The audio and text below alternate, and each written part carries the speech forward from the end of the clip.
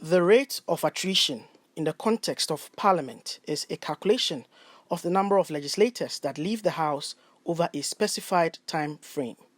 As the NPP primaries approach, the debate about whether or not to protect experienced legislators has resurfaced. But why is this a problem? Dr. Agridaku is a political scientist who currently serves as Chief Director for the Ministry of Parliamentary Affairs. He says the 50% attrition rate in Ghana's parliament is worrying. It is very serious. You see, you don't want to undermine the people's ability or the people's choices. I mean, the fact that somebody has to represent me has to be a choice. I need to decide. Nobody can impose that on me. So that is one.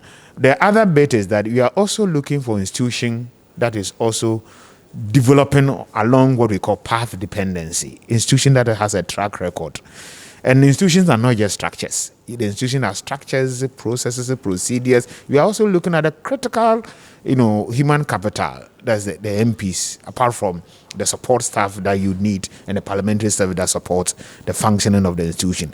So the quality of the MP has a bearing on even the quality of debate, for instance. It has a bearing on the quality of scrutiny, for instance. It has a bearing on even how that MP will be able to strike that delicate balance between his parliamentary work and his constituency services.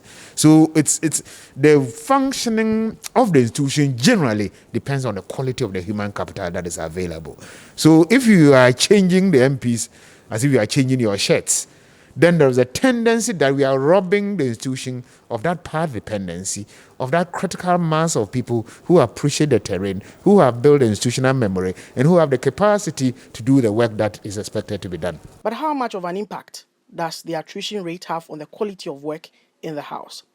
Ben Abdallah Banda has been the Member of Parliament for Finsu South since 2008. As a third-term legislator, he chairs the Constitutional, Legal and Parliamentary Affairs Committee of the House. He is currently facing stiff opposition in his fourth attempt.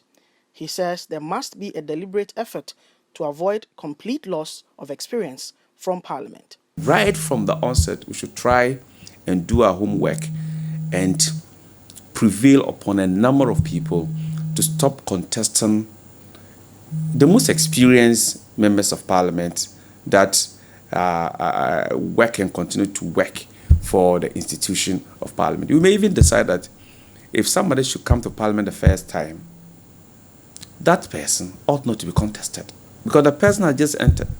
The person is now trying to find his feet. He's trying to learn even some of the rudiments of parliamentary practice.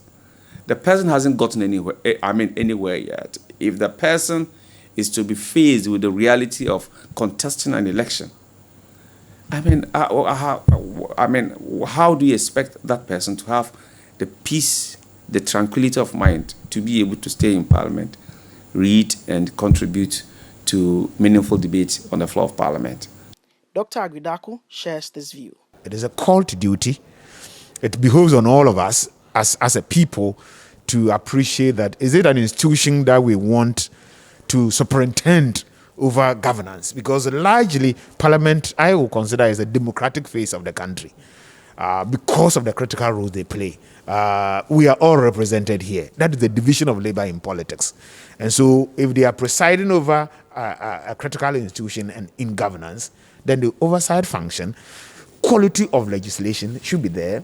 Because if you can imagine, if you pass a law that cannot stand the test of time, it has serious implications for the development of the country. So we need that. And that is why we as a ministry will support the capacity building. And I think that the municipal itself must also reach out more. Because when people also appreciate the function of the institution, they become sympathetic evaluators of the institution.